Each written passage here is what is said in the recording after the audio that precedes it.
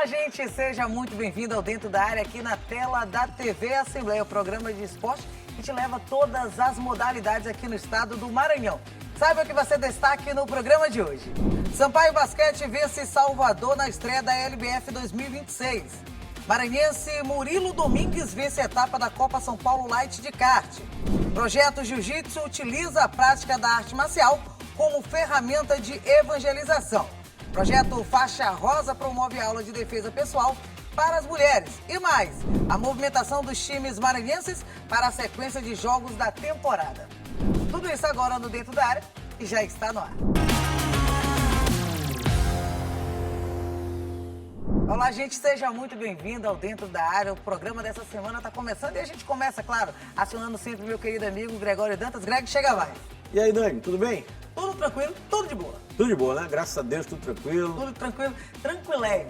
Mas a gente vai começar o programa com o giro, tá Giro, certo? né? Giro da área, né? A gente começa o giro da área e o giro tem destaque para o basquete. O Sampaio Basquete começou a LBF 2026 com vitória no Clássico Nordestino diante do Salvador. E também tem aceleração com o Murilo Domingues no kart vencendo mais uma prova lá no estado de São Paulo. Acompanhe.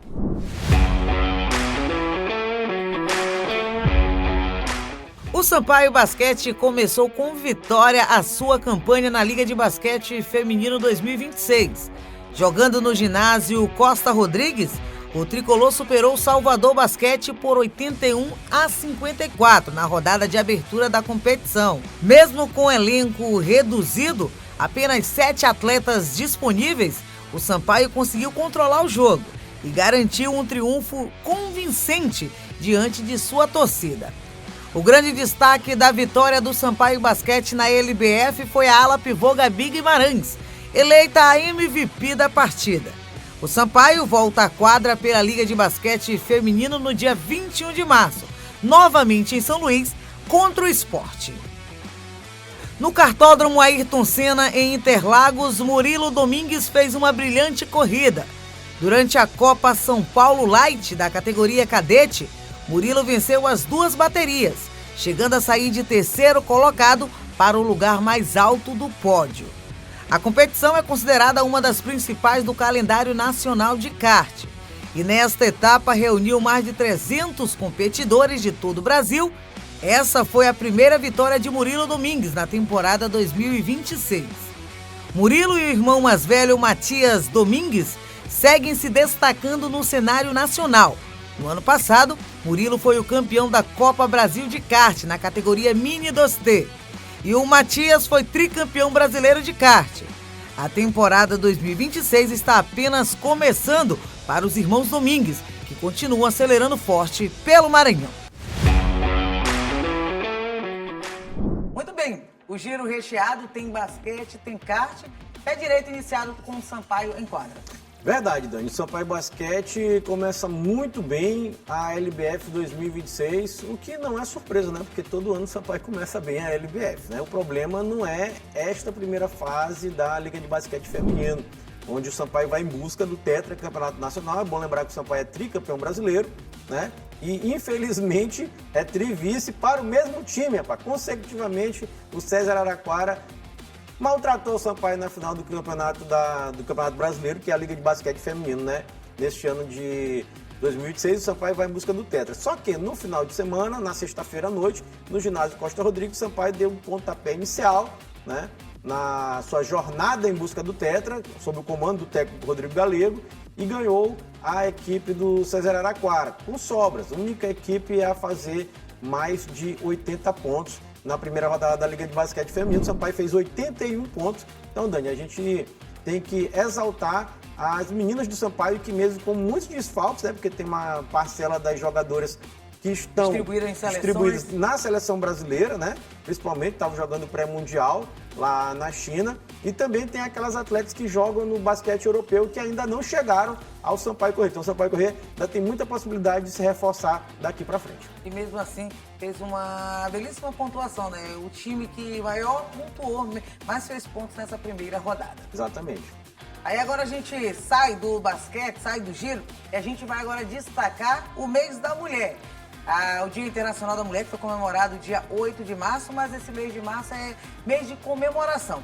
E aí teve um projeto Faixa Rosa, que é justamente para incentivar a utilização da defesa pessoal para a mulherada. Joelson Braga acompanhou e traz os detalhes agora do Dentro da Área. Em meio a estatísticas alarmantes de violência de gênero, aprender a se proteger deixou de ser uma opção e passou a ser uma necessidade das mulheres. Mas aqui elas não aprendem simplesmente golpes de defesa pessoal. Elas ganham uma mudança de mentalidade, como explica o ex-lutador e professor de artes marciais, James Adler. Olha, na realidade esse momento é um momento de conscientização realmente. Essa apresentação não vai dar a elas a habilidade de se defender imediatamente de uma agressão, mas vai dar consciência para elas que é possível elas aprenderem técnicas que vão livrá-las de situações de agressão. Entendeu? Esse é o objetivo. O que estas mulheres aprendem aqui vai além de técnicas de artes marciais. A defesa pessoal promove o empoderamento, a redução do medo e o controle emocional, além de oferecer ferramentas para evitar situações de perigo no cotidiano. A Karine sabe muito bem disso. Estamos sentindo aqui, né? Porque, como ele falou, né? A gente, quando não tem a técnica, fica mais difícil de sair dessas situações, né? E quando a gente passa por uma vivência dessa, a gente consegue ter uma lembrança, assim, do corpo, né? Vai ficando no corpo, pra gente conseguir reagir, assim. Mas aí, como ele contou, tem que ter um aprimoramento dessa técnica pra gente fixar melhor, né? Esta é uma das 40 oficinas que deverão ser realizadas durante todo o ano na capital maranhense pelo projeto Faixa Preta, que nasceu da parceria entre o coletivo Consciente, Grupo 8, Escola Thiago Brasil de Jiu-Jitsu, o dojo James Adler e a Terra Azul. A violência ela nunca começa na parte física, principalmente quando é dentro de casa, né? E com essa oficina prática também de abordagens aí sim, na rua, ou de situações também que podem acontecer em casa, uma esganadura e tudo, e tentar ajudar as mulheres a ter um pouco mais de conhecimento para se livrar de situações que às vezes elas são submetidas, situações tão adversas, né? Tão absurdas.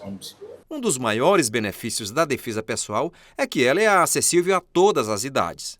E não é preciso ter condicionamento físico avançado. As técnicas podem ser adaptadas e os medos superados. A ideia aqui não é formar atletas, mas mulheres conscientes e encorajadas. São golpes simples que podem ser praticados por todas, e isso as deixam mais confiantes. Nos dias que nós estamos vivendo, a gente precisa aprender pelo menos o básico de defesa pessoal, né? Para a gente se sentir mais segura na rua e poder fazer aquilo que a gente pode fazer. A oficina é um primeiro passo. O ideal é buscar o aperfeiçoamento. Mas só o fato de saber que é possível se proteger fortalece a autonomia e a liberdade, diminuindo a sensação de vulnerabilidade destas mulheres.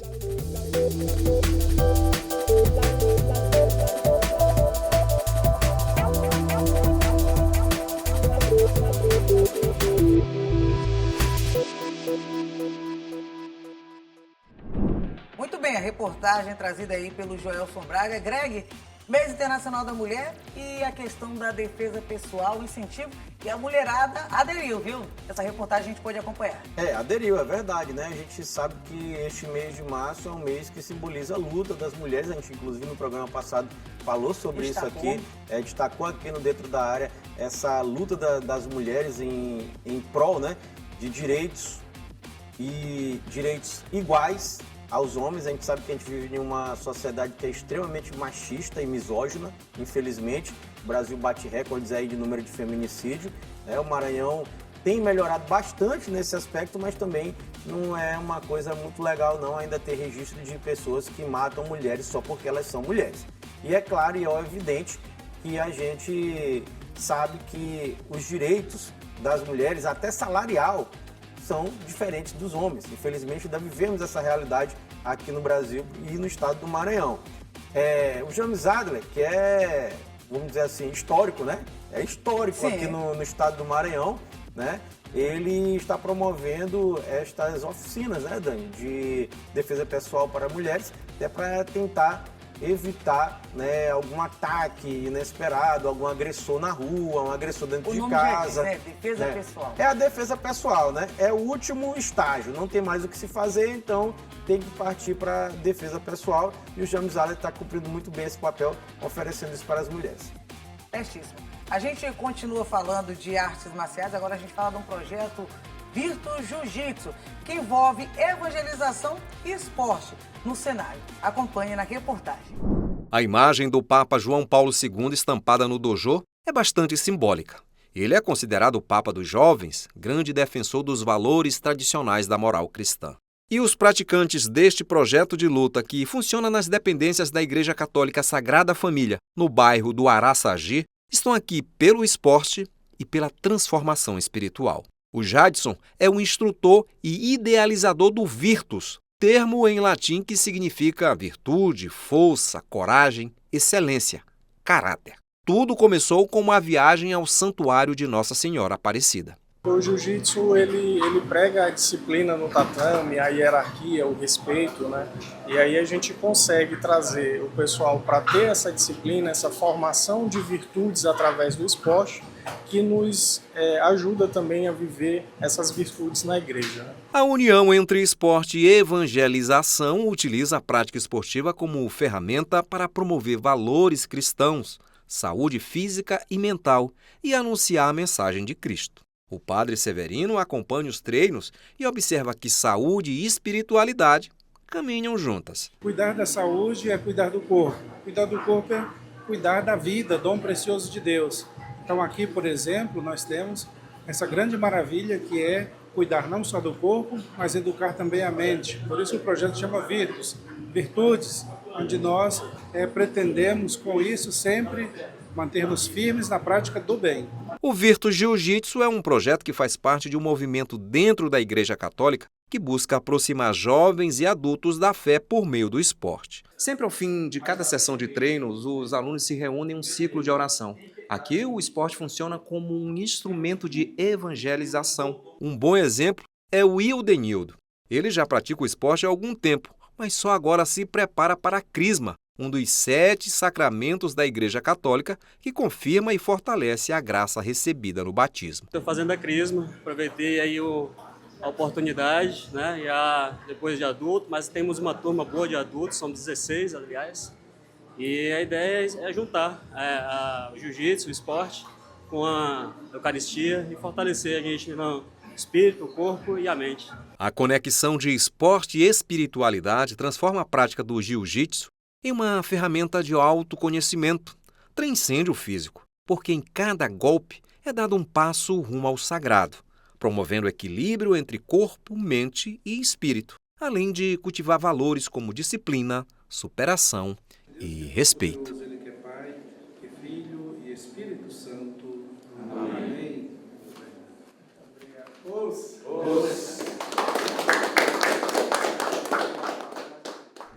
Muito bem. Reportagem acompanhada aqui no Dentro da Área. Greg, unir evangelização e esporte.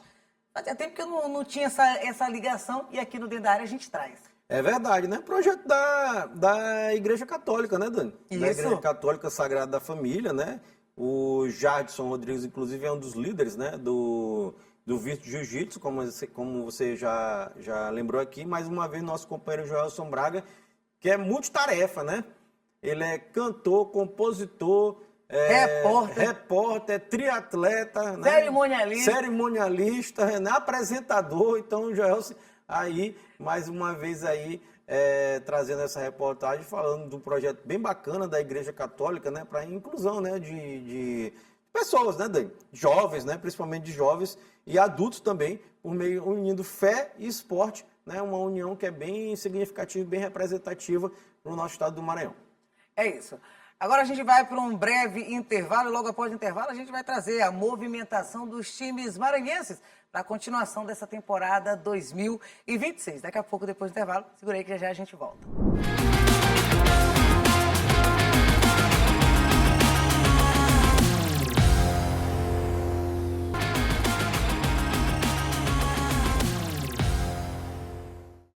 De De volta com Dentro da Área aqui na tela da TV Assembleia. Neste bloco a gente vai falar de futebol. Vamos falar da movimentação dos clubes maranhenses para a continuação da temporada 2026. A gente vai ter o Maranhão Atlético Clube nessa temporada seguindo na Copa do Nordeste, na Série C. Teremos o Maranhão, o Motoclube de São Luís na Série D, assim como o Imperatriz e também as equipes maranhenses do Sampaio Corrêa e IAP. Greg, a gente começa falando do Sampaio. O Sampaio que vem destacando uma lista de, a gente fala barca, né? Para mandar embora esses jogadores e nesses últimos jogos, nesse início de temporada 2026, não fez muito sucesso na Bolívia querida. Verdade. E é uma lista, Dani, que a certo ponto não me surpreende, né? Até porque o técnico Francisco Diá, né? O técnico experiente do Sampaio Corrêa, vitorioso, né?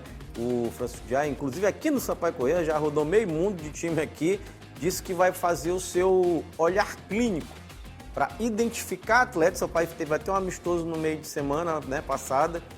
Ganhou de 6-0 de um time aí que não existe, então não tem mais o que falar, mas ganhou. E aí o Diá pôde fazer uma observação, né, de perto, né, com os atletas. Tá claro no dia a dia, e ele detectou algumas peças que podem ir embora e a barca só aumenta do Sampaio. O que preocupa, Dani, é que ninguém chegou. Ninguém chegou e o Diá, inclusive, reclamou por falta de orçamento, falta de dinheiro, mas disse que vai esperar a chegada de atletas. Só que ninguém chegou. Nesse momento, o Sampaio tem um elenco muito baixo, um elenco que não dá para disputar a competição profissional, né? É bom registrar. Cadê? Eu tava vendo aqui. Ih, rapaz. Lembrando que o Sampaio tem apenas o Campeonato Brasileiro para disputar agora em 2026. Lembrando que teve a questão da abertura, né, da ampliação da Série D 2026. Por isso, o Sampaio foi favorecido para poder disputar. Senão, teria acabado o Campeonato Maranhense e não teria disputado. Isso, exatamente. Não teria disputado. Eu estava vendo aqui a lista, né?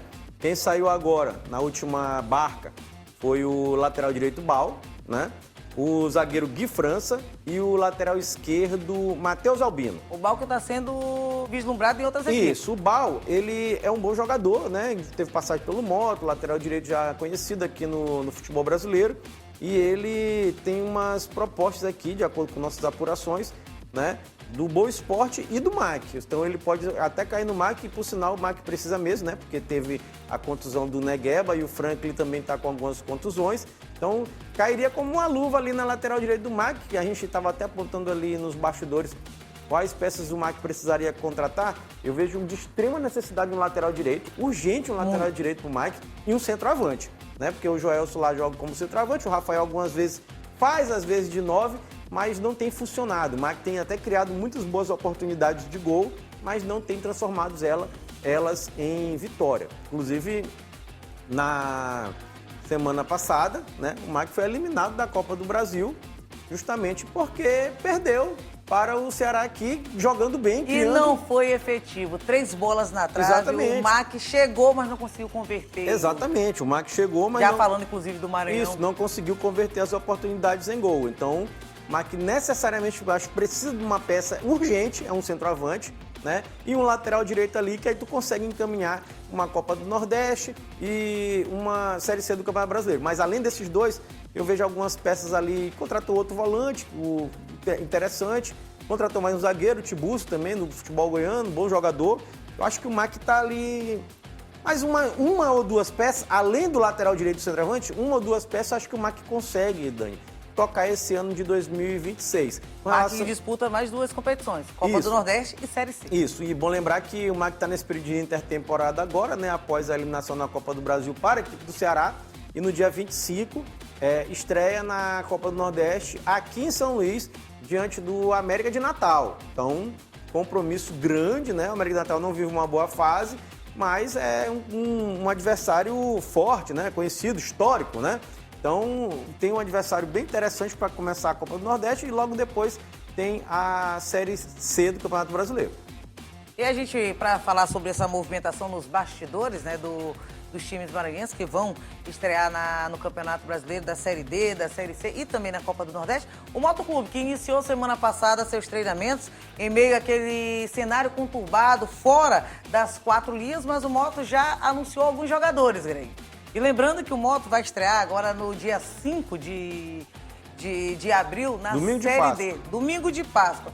O Moto Clube de São Luís tem 14 nomes já colocados para a temporada 2026 para o cenário da Série D, mas o Moto Clube continua com aquela situação, Greg, que a gente não sabe, vai ou não vai? Bom, o Moto é uma situação muito complicada, muito difícil. O Moto vive uma crise enorme, institucional, dentro e fora de campo. Vai manter o Tonê, mas perdeu o seu presidente, perdeu o vice, os dois renunciaram. Vive uma crise financeira, estava com o salário atrasado aí. Já pagou, Dani? Tá sabendo se pagou? Não. Ainda não, então... Até o momento não. Então tá... Tava inclusive fazendo vaquinhas da torcida para poder... Então hoje completam Se dia 5 fez 2 meses... 2 meses e 11 dias. 2 meses e 11 dias os funcionários do Moto estão recebendo salário, sem receber. Não é atleta não, é todo mundo. 2 meses e 11 dias. Só para lembrar que com 3 meses de salário atrasado, qualquer jogador, de acordo com a lei do esporte, pode pedir rescisão contratual unilateral. O cara pode sair e pronto, e tchau e bênção pro Moto. Então, a situação do Moto é muito periclitante, uma situação dificílima do Moto. Como a Dani falou, tem 14 atletas apenas no elenco. Não dá nem para fazer um coletivo. Isso aqui não existe. É uma situação muito complicada, a situação do Moto. Tava vindo aqui, Dani. Lembrando que até o Conselho Deliberativo tinha até falado que vai tentar fazer um time caseiro. É o que resta, Greg. Vai ter que pegar jogador de base, da base dos outros times, outros, né? que nem isso o Moto mais o Moto tem mais, exatamente. O goleiro Elcácio foi contratado, tem o Isaac que tá lá, aí tem o Gabriel, né, que é da base, lateral direito, lateral esquerdo Carioca, é aquele mesmo, viu? Já rodou meio time aí, um monte de time. Denilson, zagueiro, teve contrato renovado, o Washington também, volantes é o Patrick e o Jair, que é o capitão, né, do Moto, né? O meio-campo... O artilheiro da competição. Isso. Ao lado de Emerson Carioca. Isso, o meio-campo é o Atos, né? O atacante, o Fábio, o William, Emerson Nike, que renovou. O Bacurau também renovou e o Arlen também. Então esse aí é o Moto para jogar uma série D, ao meu ver, de modo muito complicado, muito difícil para o Moto. A priori para cumprir tabela, Greg. Muito difícil, porque tem uma série D que tu tem o IAP aí, uma série D que tem IAP, Sampaio, Iguatu, Maracanã, Parnaíba e Moto. Hoje, infelizmente, o torcedor do Moto, o Moto briga para talvez chegar na 4ª vaga ali, porque de 6 se classificam 4. Isso eu tô sendo muito legal, viu? Porque o Iguatu foi bem no campeonato cearense, o Maracanã não foi bem não, nem o Parnaíba, mas o Parnaíba contratou o Zé Augusto. Zé Augusto é o técnico do Parnaíba. Pois é, aí tem Zé Augusto no Parnaíba, aí tu tem... Sampaio tem tradição, muita tradição. E o IAP que é o melhor time disparado. Então o Moto vai brigar ali, se for eu sendo muito benevolente, para uma 4ª vaga ali, Dani. Greg, para finalizar o programa de hoje, a gente não deveria deixar de abordar assunto FMF. Tivemos a reunião, a tão esperada reunião para a questão da intervenção. Vai continuar a intervenção, não vai continuar a intervenção? Né? Nessa segunda, dia 16. Moral da história, nada ficou definido, Greg. Não mudou nada. Teve a audiência de forma híbrida, né? Douglas de Melo Martins fez a audiência, estava marcada já há algum tempo. E basicamente essa audiência definiu que vamos ter outra audiência. É uma reunião que foi feita para marcar outra reunião. E a outra reunião, Dani, demorou, viu? Eu só tô vendo aqui. Pronto, encontrei. 26 de maio, ou seja, tá longe pra caramba. 26 de maio, meus amigos. Pra ter outra reunião lá pra ver o que acontece. Só que pouco mais de 2 meses. Nesse interim, nesse tempo aí, pode acontecer do ministro Flávio Dino lá do STF decidir que acabou. Bateu o martelo e dizer que... Não, acabou isso aí, pronto, acabou. E aí, como é que fica? O fato, gente, é o seguinte, que a Susan Lucena, como interventora da... outra coisa importante, o Antônio Américo participou, viu? De forma remota, ele participou. Esteve lá ouvindo. Esteve ouvindo a reunião inteira lá, que é o presidente afastado, tá? O fato é que a Susan assumiu há 7 meses atrás, ela fez um trabalho que misturou ali pesquisa com transparência e organização. Organização a contento. Nunca não vou dizer nunca, mas há muitos e muitos anos eu não vi um campeonato tão organizado quanto foi esse de 2026, Campeonato Maranhense da Série A, que é a principal, a cereja do bolo, né? É a cereja do bolo da FMF. O que tu tem que fazer? Organizar o campeonato estadual. Fez. Por que eu comemoro isso? Porque não era feito. O Campeonato Maranhense tinha WO, o Campeonato Maranhense tinha jogo que não terminava, tinha... Jogo que não acontecia que não porque acontecia. o time não conseguia chegar, Tinha a time quebrou. time que desistia no campeonato, não quero mais. Tinha semifinal que acontecia e não valia. Exato, e que não valia. Aí, não, vamos jogar de novo. Campeonato que terminava lá no meio do ano, algumas vezes Ano depois... passado, foi no São João. Alguma vez depois do meio do ano. Então, assim, a gente viveu um período muito ruim de organização do campeonato estadual. Esse ano não. Este ano tivemos um campeonato bem organizado, direitinho, nenhum problema, Tudo nas datas certas. Tudo na data certa, certo. comunicado com antecedência. Então, tivemos um campeonato bem organizado com isso. A intervenção, a interventora está de parabéns. E com relação à transparência, que era o outro objetivo dela, né? De abrir as contas da FMF, hoje temos informações aí que já estão publicadas, já foram veiculadas, já foram ditas nos nossos companheiros de rádio, que o presidente da federação recebeu mais de 300 mil reais. Recebeu não. Tirou da conta da IFMF e botou na conta dele. Aí tem que explicar, né, Dani? Aí não pode ficar por isso, né? E por acaso ainda nem foi explicado, Greg. Aí assim, não sou eu, gente, viu? Foi o levantamento apresentado pela Susan que apontou isso entre 21 e 24, 2021 e 2024. Então, um absurdo, né? Ela tá fazendo um trabalho dela que pode acabar amanhã e eu não sei o que vai acontecer. E sobre a FMF, a gente vai finalizando o programa de hoje e sem saber a história do final dessa novela, que tem muito mais capítulo. Greg, quem quiser assistir novamente o Dentro da Área, onde e horário? Pois é, o telespectador pode acompanhar nosso programa através dos nossos canais de interação, né? Tem o nosso site, que é o al.ma.leg.br/TV. Tem também o telefone da nossa redação, que é o 3269-3028. O nosso WhatsApp passando aqui embaixo na sua tela. Lembrando que o Dentro da Área tem reprise, toda terça-feira às 7h30 da manhã e também às 2 horas da tarde. O programa inteiro está no YouTube da TV Assembleia. Você pode assistir as matérias, as reportagens, comentar, curtir e compartilhar com seus amigos. É isso. Greg, a gente se encontra então no próximo programa. Se Deus quiser, minha amiga. Gente, obrigada pela audiência. Até a próxima oportunidade. Até mais, gente. Tchau.